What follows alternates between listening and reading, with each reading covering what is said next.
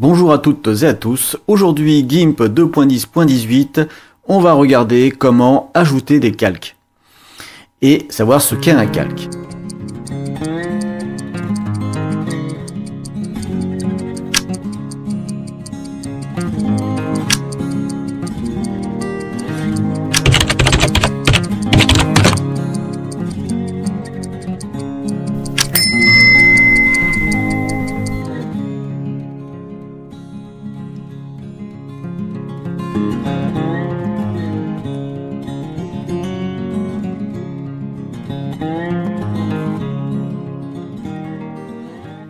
Alors, en tout premier lieu, je vais créer une image, parce qu'il est nécessaire d'ajouter des calques dans une image. On ne peut pas ajouter des calques comme ça.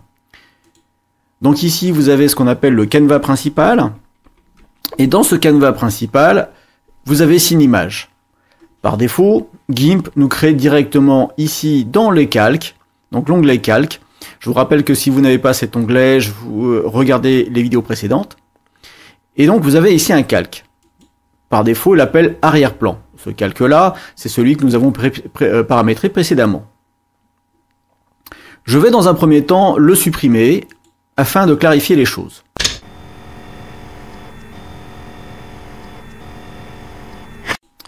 J'ai préparé ici 4 formats d'images différents afin de les importer en tant qu'image. Je vais commencer donc par l'image matricielle, donc un JPEG. Alors, pour ajouter une image, un calque dans GIMP, il y a 2 méthodes. Je vous présente la première un peu fastidieuse dans un premier temps, puis ensuite je vais utiliser directement la deuxième qui est le drag and drop, et qui est nettement plus précise et pratique. Alors, dans GIMP, je vais aller dans Fichier, et Ouvrir en tant que calque. Je vais aller rechercher sur le disque dur mon calque, et j'ai donc mon JPEG. Je vais donc sélectionner cette image, et cliquer sur Ouvrir. Voilà, il m'a créé un calque ici, qui est donc mon image matricielle JPEG. L'importation se fait sans douleur dans GIMP, sans trop de questions, tenant compte des paramétrages que nous avons fait préalablement dans celui-ci.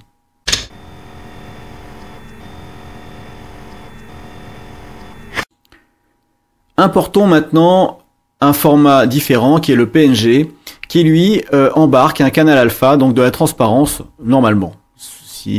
Sauf si quelqu'un a fait un PNG sans en avoir utilité.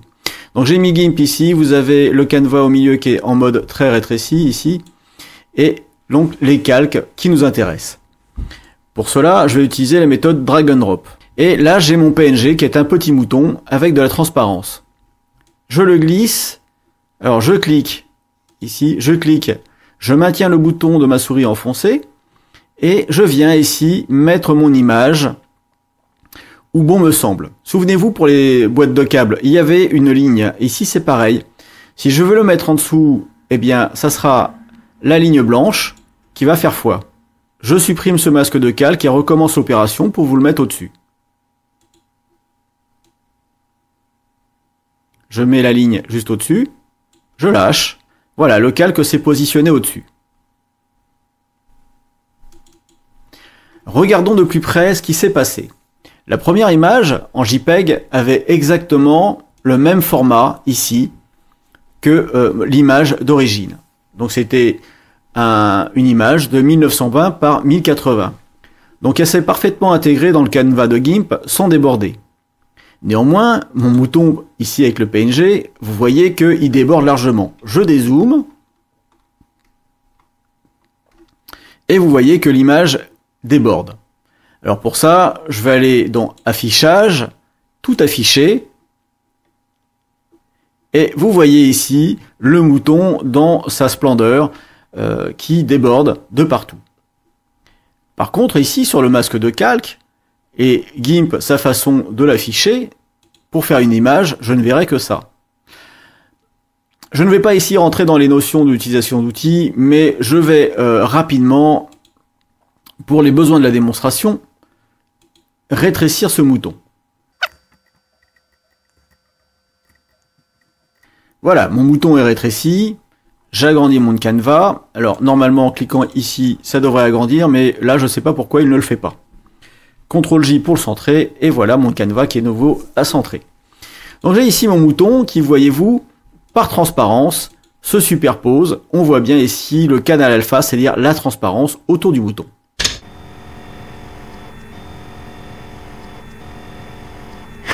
Je vais maintenant ajouter un calque issu d'un logiciel vectoriel, donc du SVG. Pour l'instant, on travaillait sur des images matricielles, et maintenant on va aller sur du vectoriel. GIMP travaille sur du matriciel et pas du vectoriel, donc il est obligé de convertir. Je vais ici prendre mon petit mouton, ici, qui est une image vectorielle au format SVG, qui a été créée par mes soins dans Inkscape. Je clique, je glisse, je vais la mettre au-dessus de façon à ce que vous puissiez voir. Et là, GIMP me propose, alors j'agrandis ici, GIMP me propose ici de faire quelques opérations. Regardons dans cette fenêtre. Il nous propose de convertir mon SVG en une image avec une certaine largeur et hauteur. Il me propose ici différents formats, pixels. Alors le pixel sera privilégié comme format pour travailler sur tout ce qui est informatique, puisque c'est la norme, mais si vous décidez par exemple à l'impression, vous pouvez très bien regarder ce que ça donne en centimètres. Ici, vous voyez qu'il me propose un mouton dont la largeur fera 35 cm par 48 cm.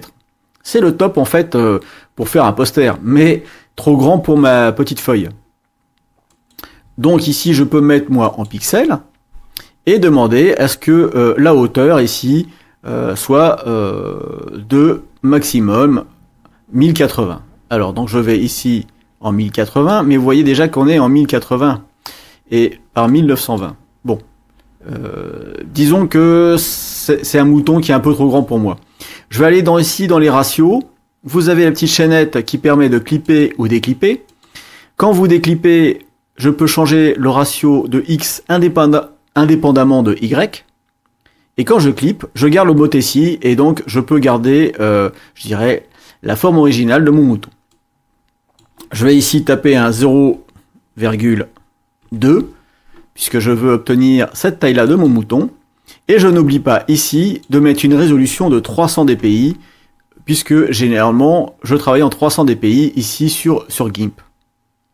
Je clique n'importe où en haut pour obtenir la nouvelle résolution. Et on me propose également d'importer les chemins ou de fusionner les chemins importés. Alors si j'importe les chemins, ça peut être intéressant si je veux reprendre ici le mouton. Mais lorsque on veut juste mettre le calque tel quel sans avoir à utiliser les chemins et autres fonctions, eh bien on va se contenter de ça. N'allons pas trop vite dans GIMP parce que c'est très dense et on risque de s'éparpiller. Je valide. GIMP calcule. Voilà, GIMP a calculé et m'a mis ce mouton. Alors, vous voyez ici, je vais commencer à avoir un troupeau. Donc je vais pouvoir déplacer ici ce mouton comme bon me semble. Donc je vais prendre ici l'outil de déplacement et je vais pouvoir mettre mon mouton, par exemple, par ici. Alors vous commencez à comprendre que l'image de dessus, c'est la dernière image ajoutée. Donc ici dans le boîte de dialogue de calque que nous allons explorer de façon précise dans un autre tutoriel, eh bien on rajoute nos calques en fonction de ce que l'on veut obtenir à l'image.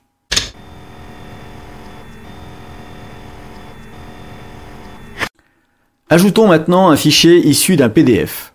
Alors pour cela, je vous ai créé un beau fichier PDF ici et je vais l'ajouter dans GIMP. Comment? Exactement de la même façon qu'à n'importe quel calque. Je clique, je glisse et je vais le mettre, allez, en avant-dernier.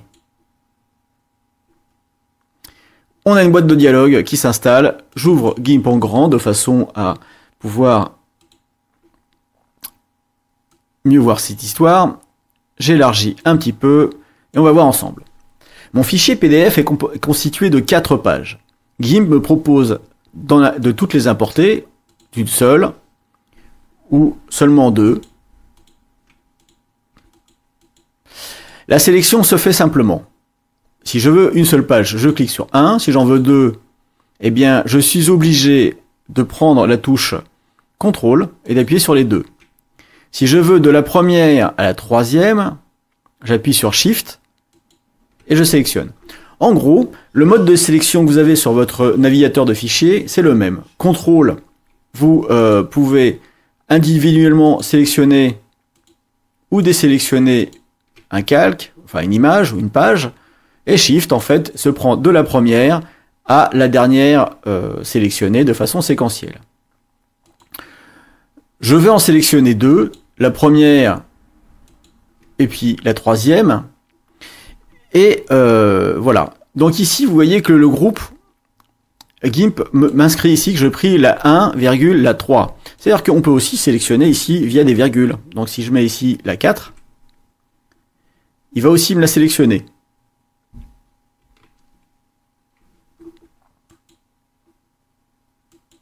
Allez, je reprends la 2, la 1 et la 2 en appuyant sur la touche CTRL. Vous voyez bien ici en bas sur le petit logiciel.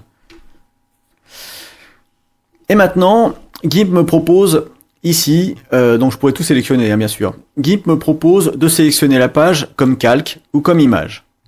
Donc comme image, ça va l'ouvrir tout simplement comme une image. Si vous voulez en connaître plus sur comment ouvrir un fichier PDF, multipage ou monopage et le remplir, allez donc dans les playlists que j'ai sur GIMP. J'ai 2 tutos qui traitent du sujet. Ici, je vais les ouvrir comme calque. Maintenant, GIMP me propose une largeur et une hauteur en pixels. Alors ça dépend ce que je veux faire. Ici, il me propose une hauteur en pixels qui correspond pas du tout à ce que j'ai en haut dans le titre. Une résolution de 100. Alors déjà, ça je vais le changer. Je vais le mettre tout de suite en 300. Il me propose d'utiliser le lissage. Donc par exemple, c'est intéressant lorsqu'on a une écriture pour éviter un petit peu trop ce qui est crénelage. Et une largeur ici en pixels. Alors, la largeur, je vais quand même, ici, lui imposer un 1920. Et lui-même va recalculer l'auteur. Donc là, ici, on va pas pouvoir jouer sur l'homothétie. Et vous voyez que la résolution, ici, est décroissante. Donc là, il faudra faire un compromis entre une taille ou une résolution. Moi, je veux une taille, je veux pas m'embêter à recadrer ici l'image derrière, donc je fais ça. Et je fais importer.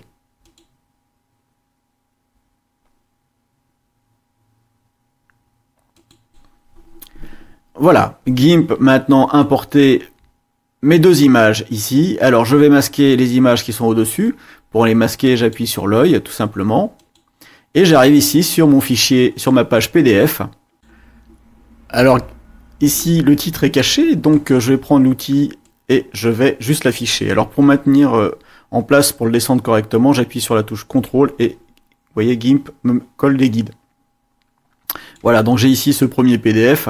Alors celui-ci n'embarque pas de transparence puisque le PDF a un fond blanc, mais si je masque, on voit bien ici derrière la deuxième page. Alors à noter que GIMP les note 1 et 3, c'est-à-dire le numéro de page, ici dans ces calques.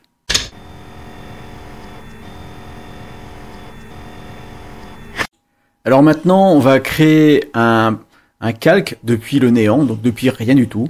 Et ça, GIMP le permet à partir de cette petite icône dans le gestionnaire de calque. Donc dans gestionnaire de calque, ici, vous avez une icône sur laquelle, lorsque vous laissez votre souris un petit peu plus longuement, GIMP vous permet de voir un petit peu à quoi correspondent les fonctions. Ici, créer un nouveau calque et l'ajoute à l'image.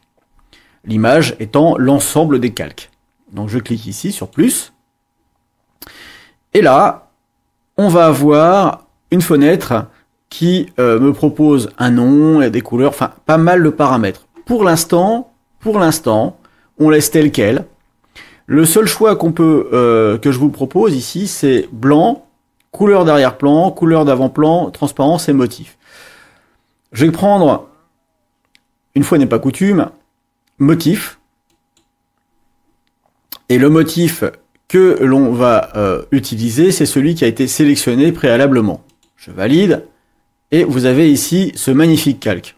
Comment ça on le voit pas dans l'image? Bien non, on voit pas dans l'image parce qu'il est tout en bas de la pile. Je vais le remonter. Et vous voyez que quand je le remonte ici, eh bien, il y a un trait qui se propose de façon à me dire à quel endroit il se trouve. Et vous voyez ici, j'ai mon calque qui est remonté. Alors ce calque a été donc rempli avec un motif, et ce motif, c'est le motif qui est apparent ici. Donc si je double-clique ici sur les motifs, ça me fait apparaître un nouvel onglet qui s'appelle Motifs en haut, ici à droite. Et je peux donc sélectionner différents types de motifs dans lequel en fait GIMP va remplir la sélection ou le nouveau calque.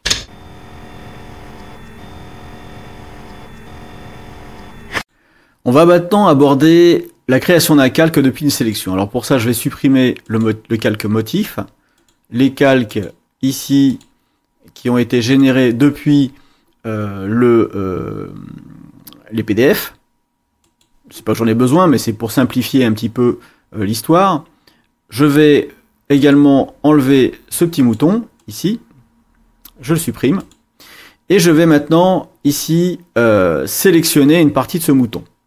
Je vais prendre, par exemple, alors j'utilise l'outil de sélection rectangulaire, que j'introduirai plus longuement par suite. Donc je prends ici la tête de mon mouton. Je vais dans Édition, Copier.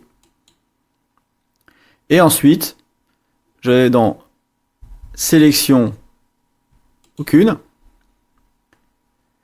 Là, je vais faire un clic droit sur le canevas, clic droit, Édition, on retrouve donc les menus au clic droit, les menus contextuels, Édition, Coller comme un nouveau calque.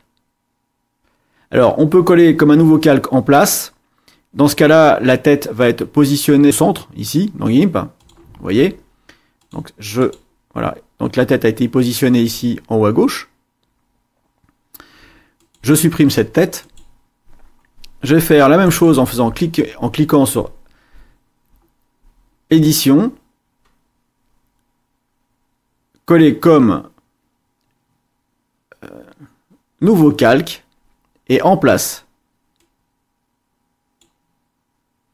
Si j'affiche maintenant la tête en dessous, vous voyez bien que ce calque de la tête ici est bel et bien collé exactement au même endroit. Évidemment, cette opération, on peut la faire également dans Édition, Coller comme, Nouveau calque ou Nouveau calque en place. C'est exactement la même chose, mais vu dans les menus. Donc ici, pour moi, je trouve ça plus pratique de cliquer droit sur ma souris pour avoir ce menu contextuel.